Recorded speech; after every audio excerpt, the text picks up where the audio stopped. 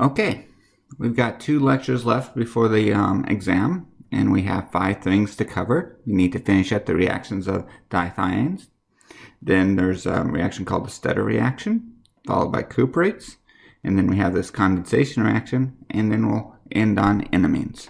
So I'll try to cover as much as I can today, and then everything I don't cover will be on Friday's lecture, which I hope to record soon. Okay, so reactions of dithianes.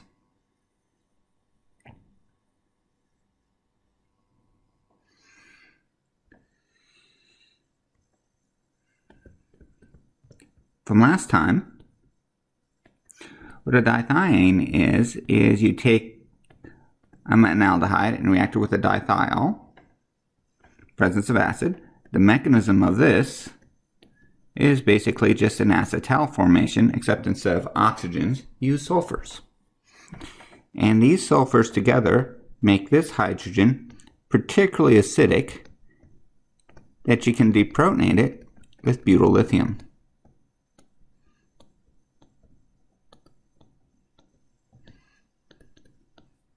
And this is just our carbanion, and it's an organolithium. Now, this organolithium can do things that organolithiums can do, such as react with ketones and aldehydes, just like an organolithium.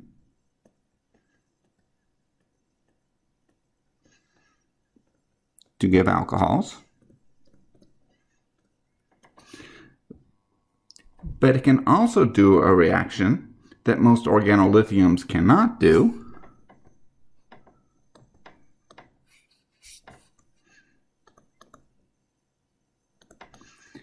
They can react in SN2 reactions, where the R group is, and I should say, let's keep this generalized X. The R group is either a methyl or a primary carbon. Secondary carbons and tertiary carbons tend to give eliminations. And the X is a good leaving group, such as a chloride, bromide, iodide, tosylate, that kind of thing.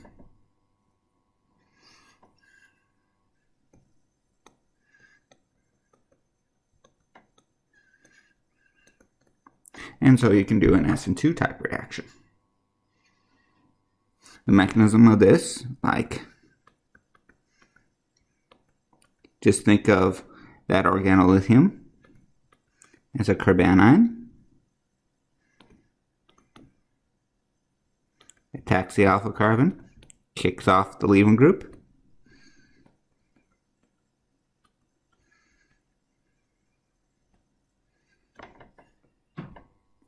If this was a chiral center, you would have inversion of that chiral center.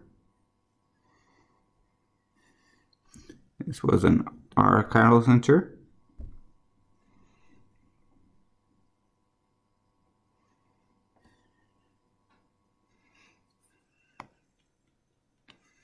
Now it's an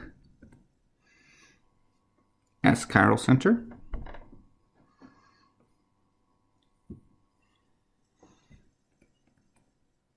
That kind of thing. It's all the mechanism of that reaction. Now, what you can do with the resulting dithianes, though, there's a couple of reactions you can do. First of all, as we talked about before, you can replace the sulfurs with a carbonyl by using mercury chloride and water.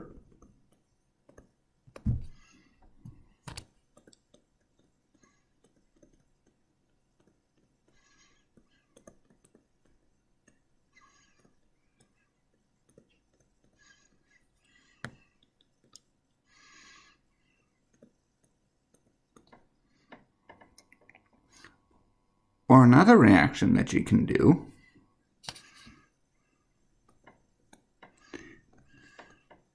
is you can hydrogenate them by adding H2 and then use a special catalyst called Raney nickel It's a specialized form of nickel that's incredibly reactive.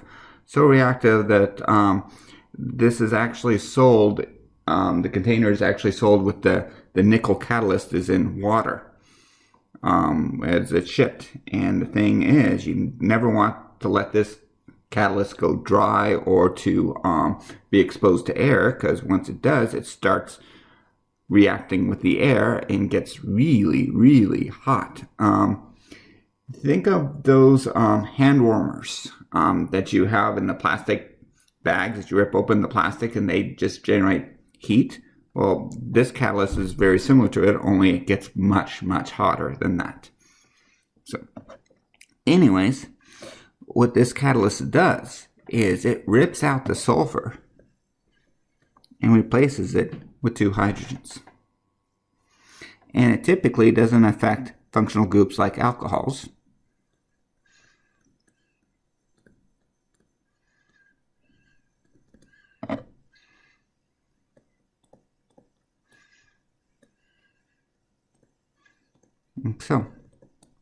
So this is another way of essentially removing a carbonyl as well, in addition to the Clemenson and the Wolff-Kishner.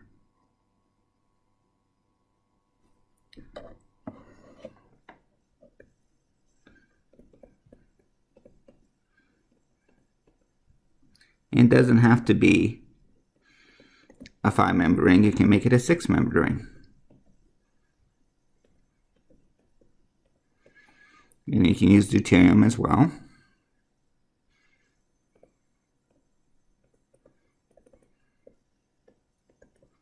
But I do want to stress that this way of reducing and changing a carbonyl into an alkane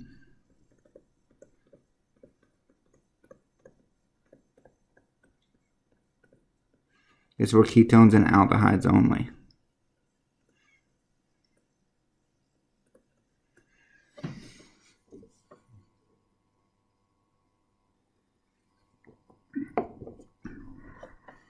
Okay. Also, anything sensitive to hydrogenation.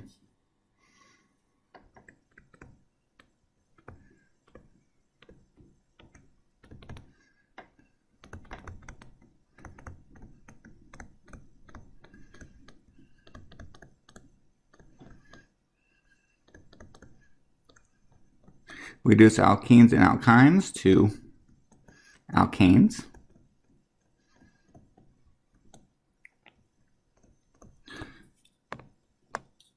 It'll take nitro groups to amines, and it will deprotect benzyl groups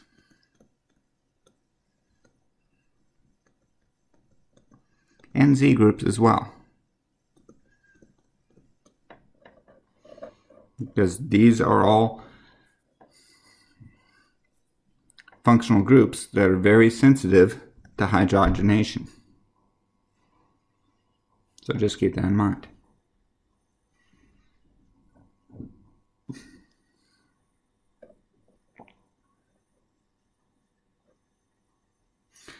What this is particularly useful for is linking 2 alkyl chains together.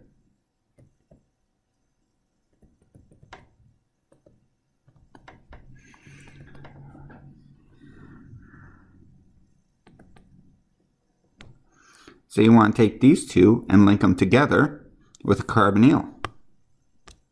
Well, what you would do,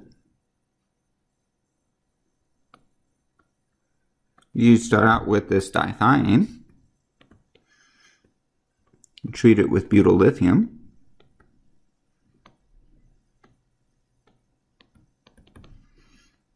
and then pick one of them to do the SN2 reaction on.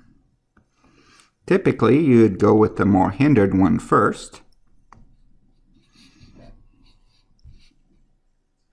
and this is typically done in a non-nucleophilic, in an inert solvent like THF or diethyl ether.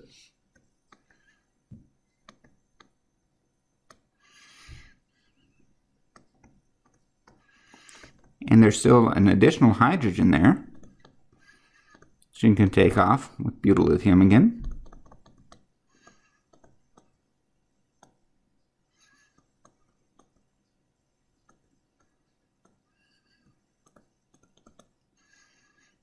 And then follow up with the other SN2 reaction.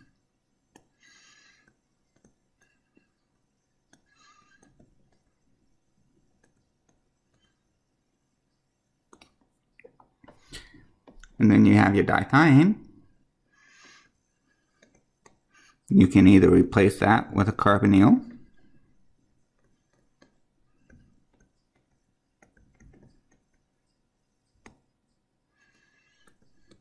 or you can hydrogenate it off.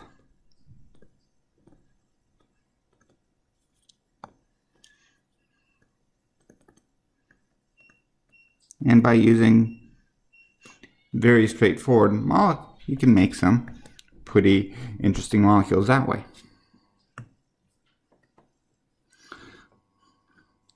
But that sort of finishes up the dithiane chemistry.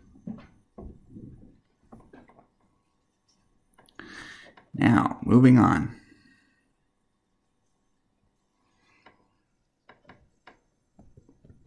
The Stetter reaction.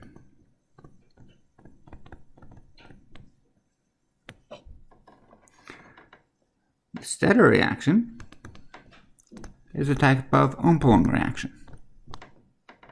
Think of it as combining the Umplung reaction with the Michael reaction.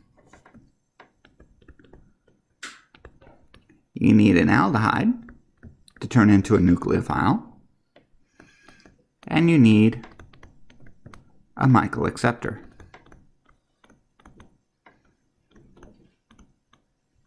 Now, Michael acceptors are simply alkenes attached to an electron withdrawing group. This group can be things like carbonyls, can be nitro groups, nitriles, sulfones, can be a lot of things. The key is, by resonance, it creates a delta positive charge at this end carbon that your nucleophile is attracted to.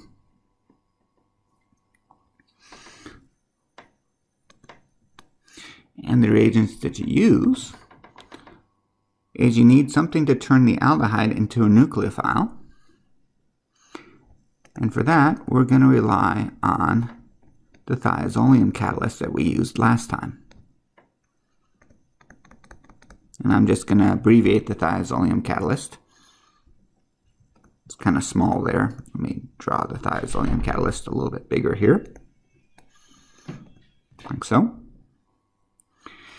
And essentially, what this thiazolium catalyst does is it changes your aldehyde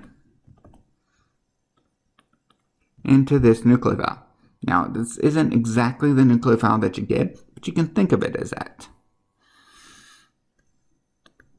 And that's what ends up adding to the Michael acceptor. And in this case, the product that you get is a 1,4-dicarbonyl.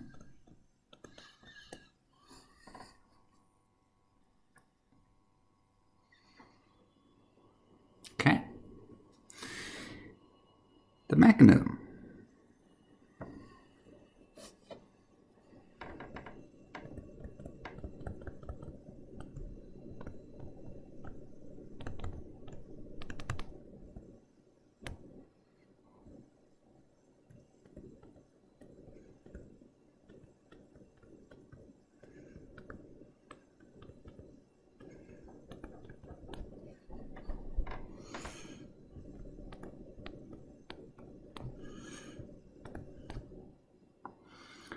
Is you start by making the catalyst itself, and you do that by deprotonating this hydrogen here.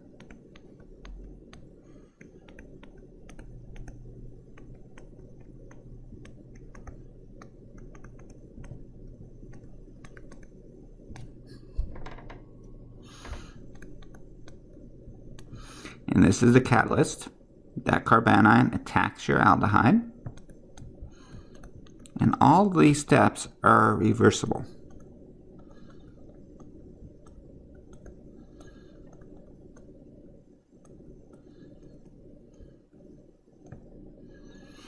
followed by protonating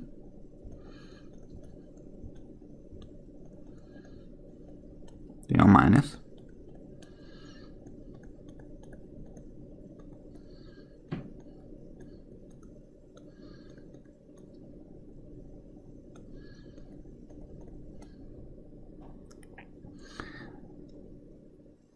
And this hydrogen right here is made acidic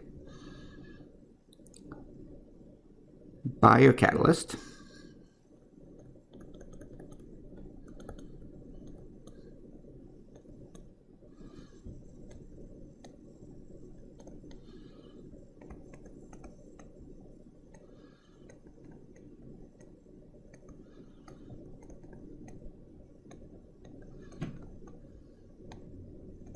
And you get that carbanion.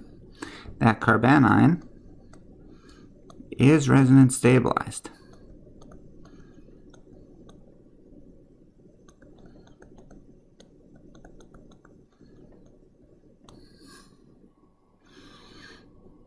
This is the major resonance structure, but I'm okay with you just using the minor resonance structure and mechanisms when it comes to the Ohm-Plone reaction. And then this is what attacks the Michael acceptor. And when using Michael acceptors, I really have to number these molecules. 1, 2, 3, 4.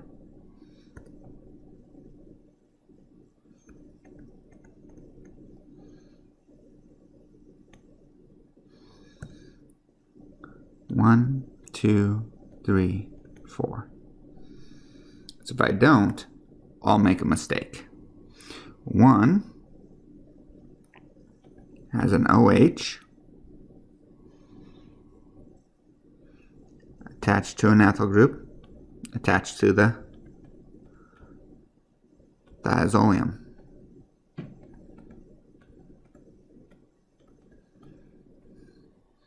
2 is a CH2, 3, 4 is a double bond, 4 is attached to a methyl group, and is attached to an O minus, like so.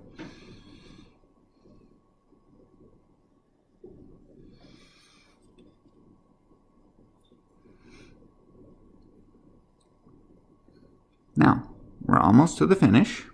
What happens next is we protonate the enolate. And protonating the enolate, we can do so by an intramolecular reaction, because if we count from this hydrogen right here, 1, 2, 3, 4, 5, we would form a 5-membered transition state.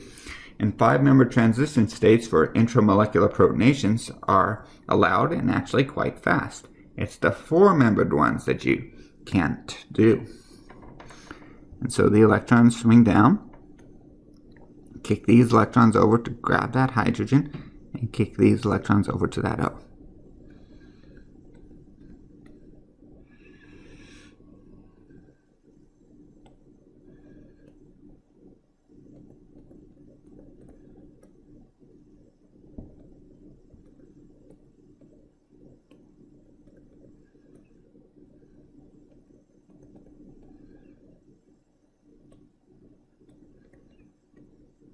And that gives you your O minus.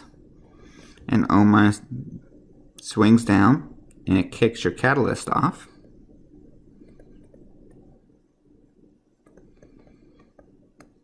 Giving you your product.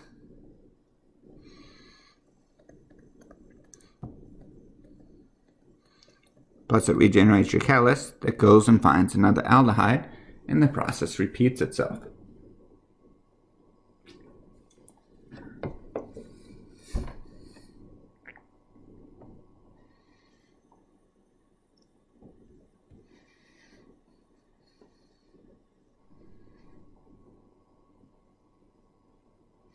Giving you the product.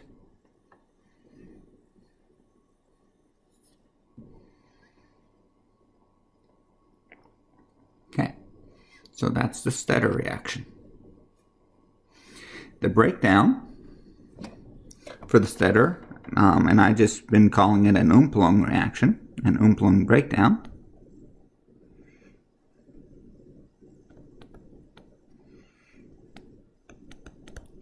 It's a 1,4-dicarbonyl. You break the 1,2 bond. Carbon 1 gets a hydrogen. Carbon 2 and carbon 3 get a pi bond. And you could have also have numbered it the opposite way.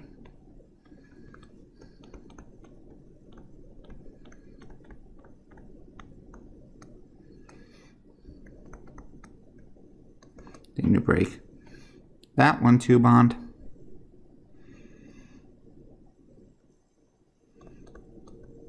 Carbon 1 gets a hydrogen, 2 and 3 get the double bond, get the pi bond.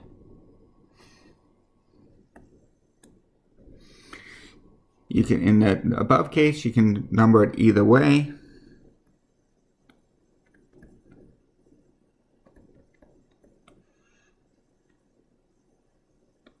Your molecule looks like that. You can only number it one way.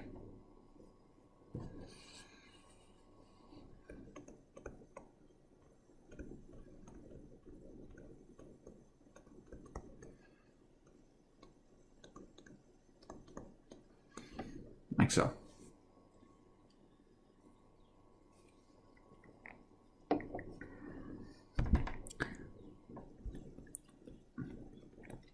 If you number it the opposite way, you end up with a 5-bonded carbon.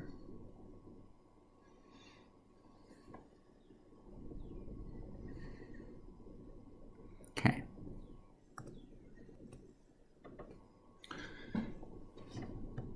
The next thing on the list are cuprates, or sometimes called organocuprates.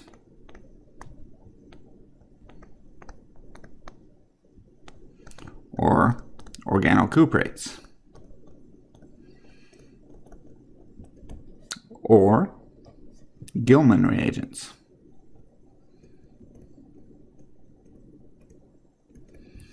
You might remember some of these from Chem 343. They're not mentioned a lot in Chem 343, but they are a special type of organometallic, very similar to Grignard and organolithium. In fact, that's how they're made.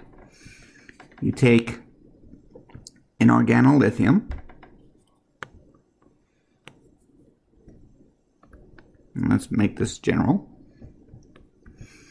and you add it to a copper 1 source like copper iodide in an inert solvent, and you get a species like this.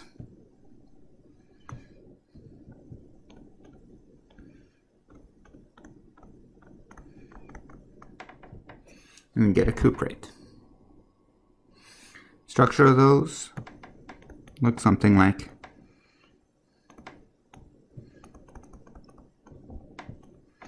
this.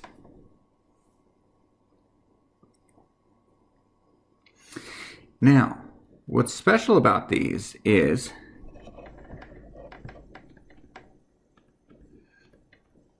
they are far less reactive than Grignards and organolithiums.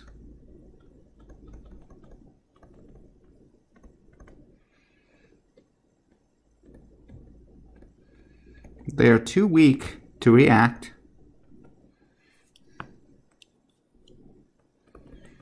with ketones, aldehydes, and ketones and aldehydes. And so since they're too weak to react with ketones and aldehydes, they are too weak to react with things like esters and nitriles. What they specialize in reacting with, in Chem 343, they react with epoxides, and we're not going to talk much about those. Actually, not at all about those. We are going to talk about is they react with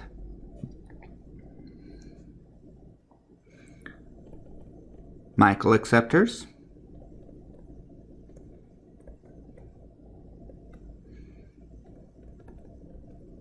and acid chlorides. Now, I strongly discourage anyone from reacting an acid chloride with an organolithium or a Grignard because the products can be quite predictable. But with cuprates, they are quite predictable with the reaction with acid chlorides. So let's go ahead and start with that, and then we'll move on to Michael acceptors. So,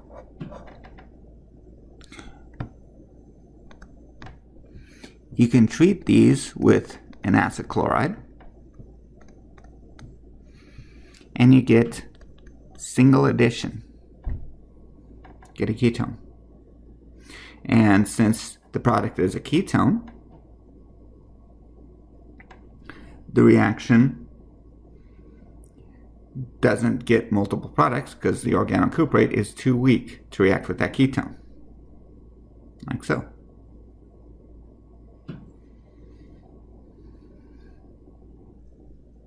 Now, you might notice in a lot of my handouts and everything, I take a cuprate, react it with an acid chloride, and then have an H3O+ step. That's sort of just force of habit, adding an H3O+ step after an organometallic like copper or Grignards or organolithiums. In case of acid chlorides, you don't technically need it, but you can if you want to. Okay.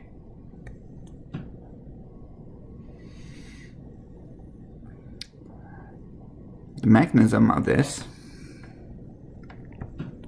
is you can think of it as simply the cuprate acting as a carbanion and doing an SN2 type reaction on the acid chloride.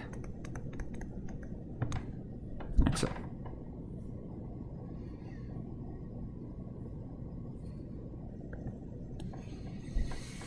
Now, what cuprates are excellent at dealing with are Michael acceptors. And these are the neat ones. So, let's go ahead and take methyl lithium, react it with copper iodide, and you get the dimethyl cuprate.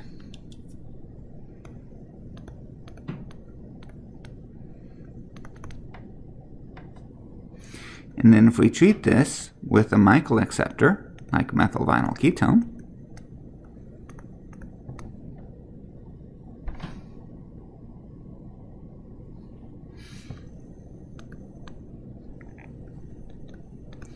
followed by an acid workup, we get this, where the methyl group was added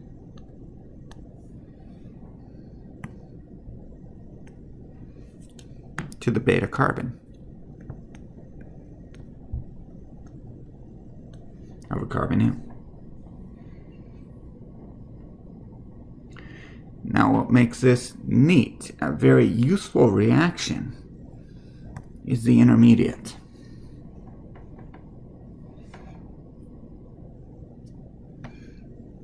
So again, you can think of this as a methyl carbanion.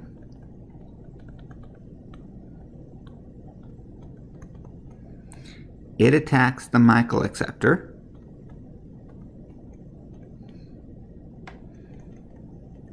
And it does so irreversibly because that's a carbanion. And this is one of the few really strong bases that selectively go for the Michael position as opposed to the carbonyl.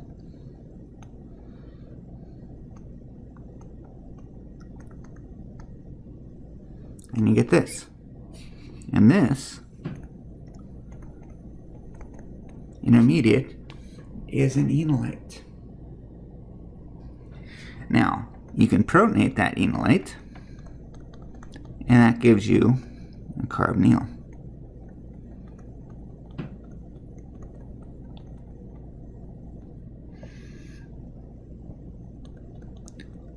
Or, what you could do is add in another electrophile.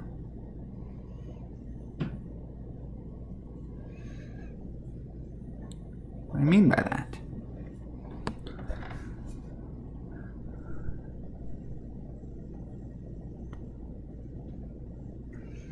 Say we had an organolithium, treat it with copper to make the cuprate.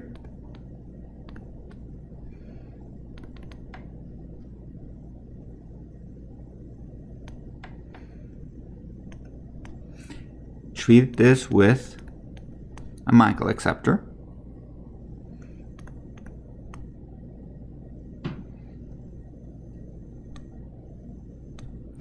And then what if we would add an electrophile in its place? What would we get? Well, the mechanism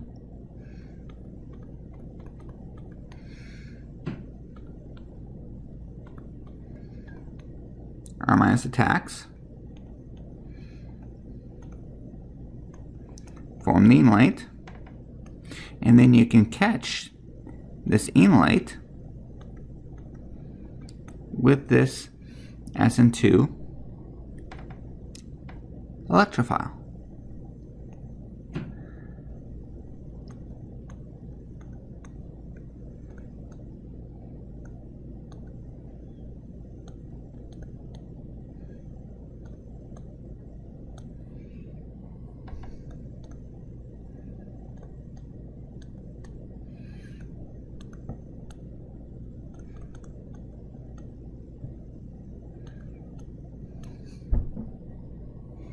And what this strategy is really good for, if we take a look at this, is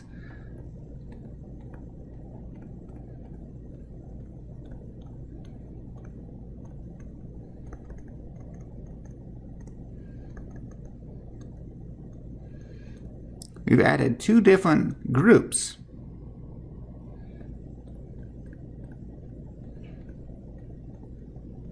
across the alkene of a Michael acceptor.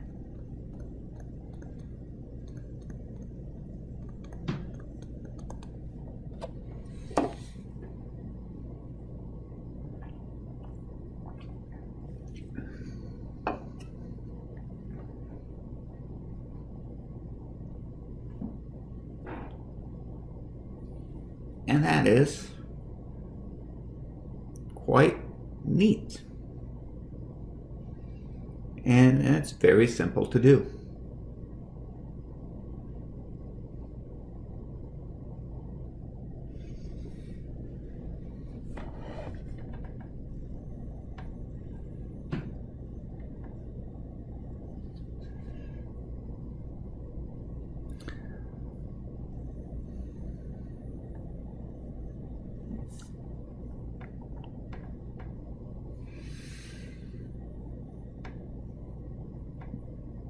Okay.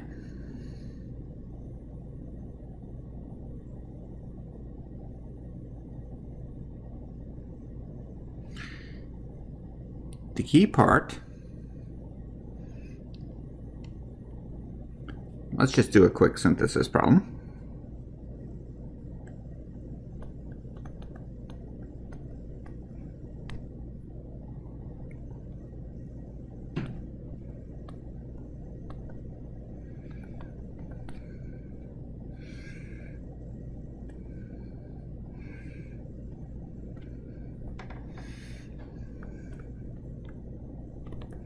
Say you wanted to make this.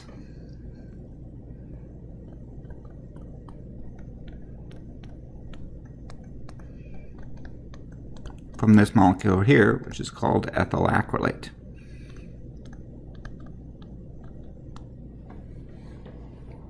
Well, if we trace the carbons,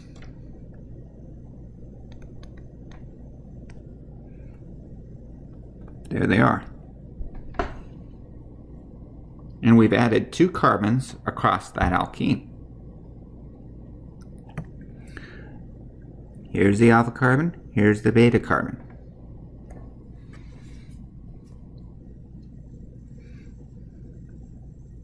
The R group on the beta carbon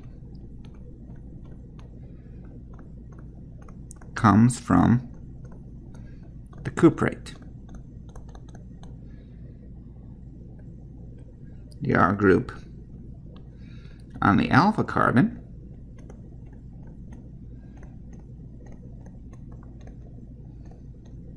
comes from the SN2 electrophile.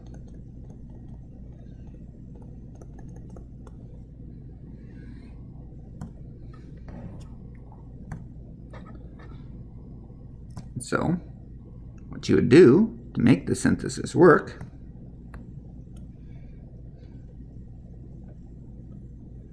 start with your organolithium.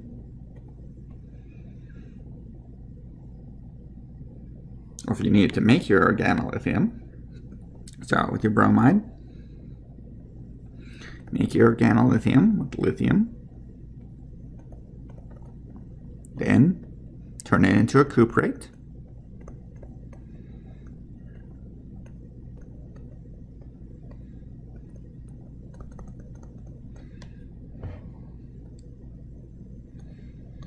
And then treat that with your Michael acceptor.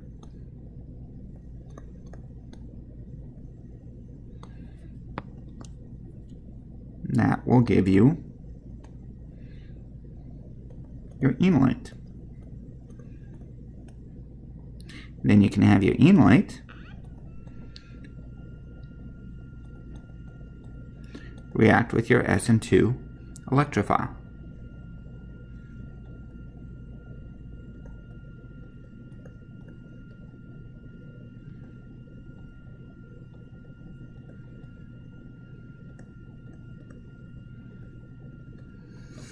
Like so.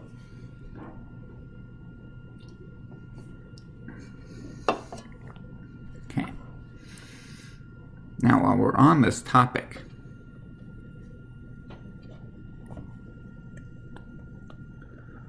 molecules like this have 2 electrophilic sites because of these resonance structures.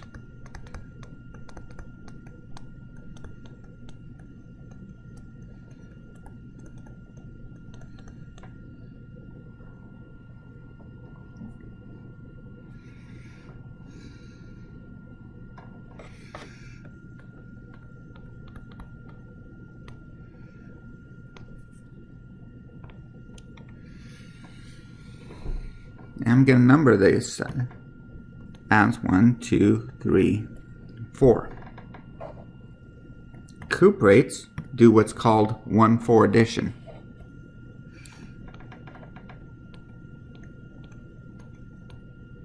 Where this comes from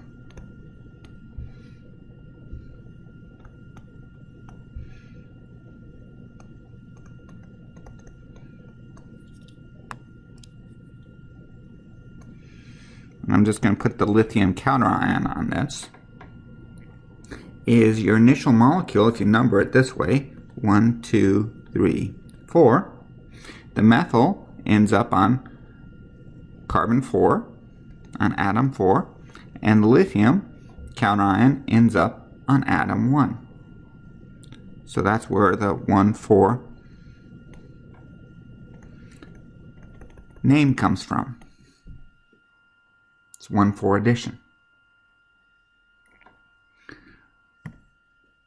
Organolithiums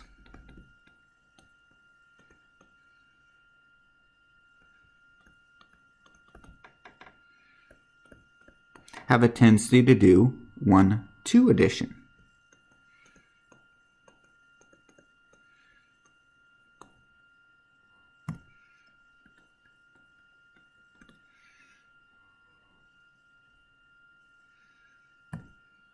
That name comes from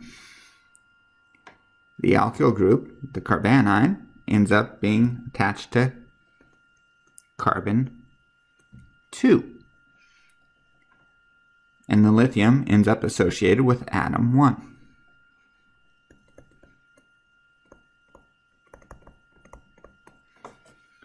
So, cuprates specialize in 1,4 addition. Organolithium specialize in 1,2 addition.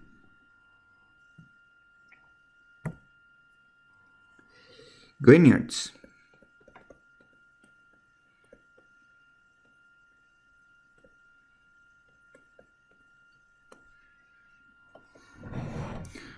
Grignards give mixtures of both.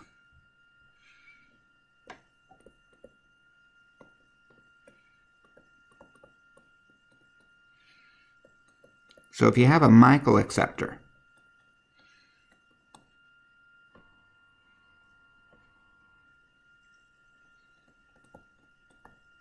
don't use a Grignard.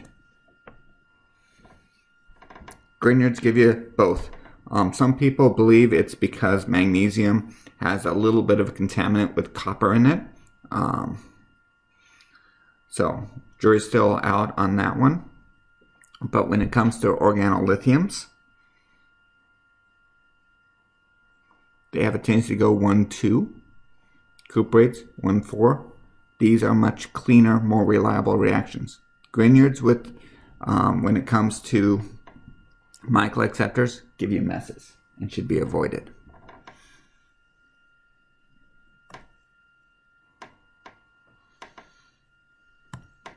Okay.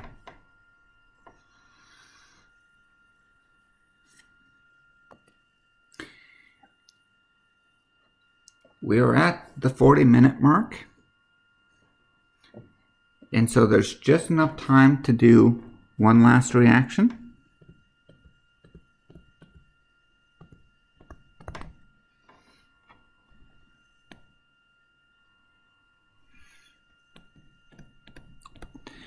And organic chemists get really angry with you if you mispronounce the Wittig reaction. And when it comes to this reaction, they have a tendency to not worry about it, especially since I even spelled it wrong.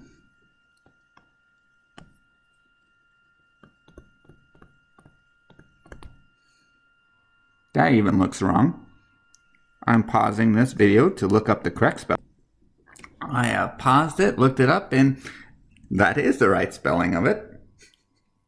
So, how to pronounce that? It's called the Knoevenagel condensation, or the Knoevenagel condensation. Yeah. Wow. But all the Knoevenagel condensation, you can think of it as it's a specialized aldol condensation. Essentially, what you have is you take a molecule, a CH2 that's between two electron withdrawing groups, and treat it with an aldehyde. And since these hydrogens are between two electron withdrawing groups, it has a tendency to be pretty acidic, meaning you can get by with a weak base. The base that's typically used with Knoevenagel condensation is piperidine, an amine base. And you end up getting an aldol condensation.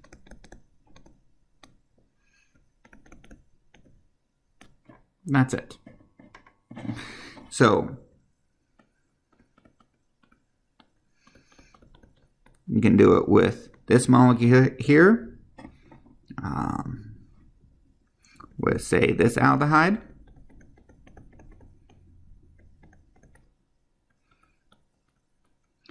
And British researchers did this reaction. They were just making some compounds, and they came up with this waxy compound, and then they noticed they just could not stop crying, and it was kind of painful. Well, what they inadvertently made is the active ingredient of tear gas.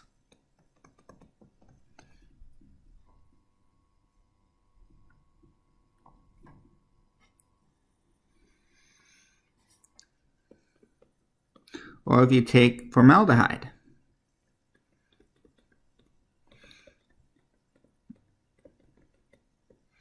and this one's a bit harder to pull off without it going to giving you a polymer, but if you're very careful in doing this reaction,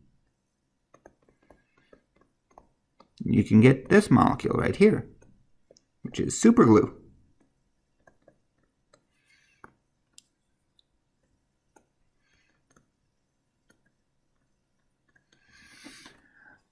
And the mechanism for this is just the mechanism of the aldol condensation.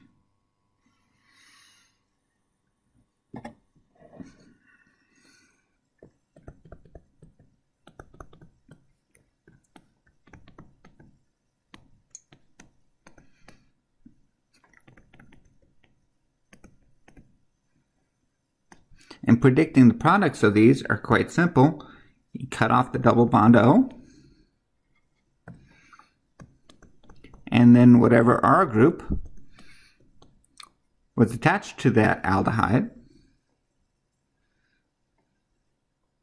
that gets doubly bonded between the two electron-withdrawing groups.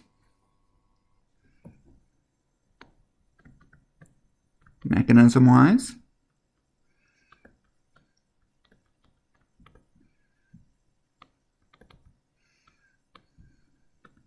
deprotonate, and the electrons can flow either way. You just get a different resonance structure, that's all. Form your nucleophile. Nucleophile then attacks your electrophile.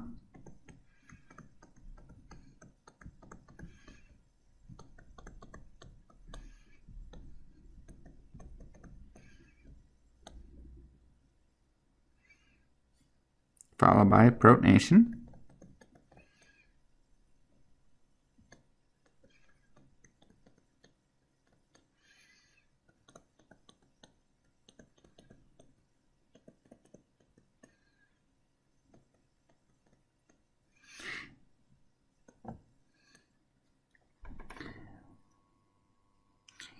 And typically in the Knoevenagel condensation, unlike the aldol condensation, you really don't stop at this intermediate right here. This hydrogen's pretty acidic. Mean base takes it off.